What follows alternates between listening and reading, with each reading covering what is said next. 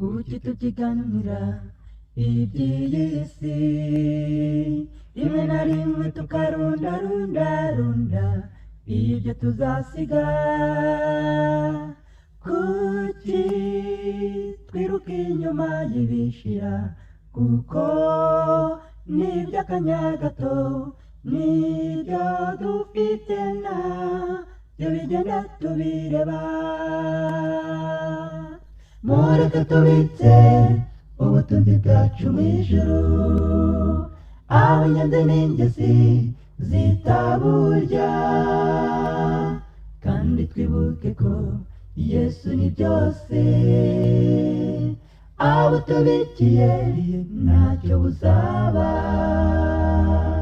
Mureke tubitse ubutunzi bwacu mu ijuru, aho inyanze n'ingezi zitaburya, kandi twibuke ko Yesu ni byose. Abo tubikiye ntacyo buzaba. Twose ko turiganya umugisha wundi, tugeza naho tugatanga n'ibiguzi ngo tuwugereho.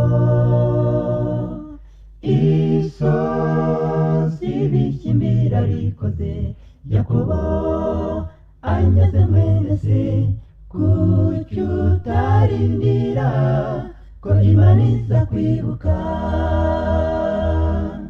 Mureke tubitse ubutunzi bwacu mu ijuru, aho inyanze n'ingezi zitaburya, kandi twibuke ko Yesu ni byose.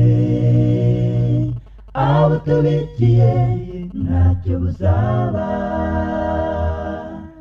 Mureke tubitse ubutunzi bwacu mu ijuru, aho inyanze n'ingezi zitaburya, kandi twibuke ko Yesu ni byose.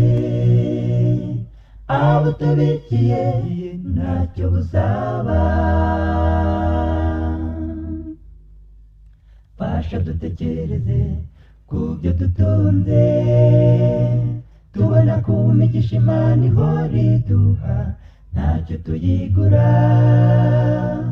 Yemwe mureke dushake iby'ijuru, kuko nibyo dukeneye, naho ibindi byose tugiye kubyongererwa.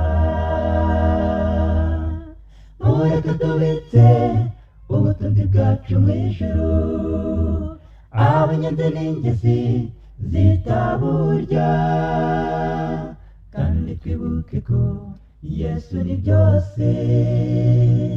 Abo tubikiye ntacyo buzaba. Mureke tubitse ubutunzi bwacu mu ijuru, aho inyanze n'ingezi zitaburya, kandi twibuke ko Yesu ni byose. Abo tubikiye ntacyo buzaba, kandi twibuke ko Yesu ni byose. Abo tubikiye ntacyo buzaba, kandi twibuke ko Yesu ni byose. Abo tubikiye ntacyo buzaba.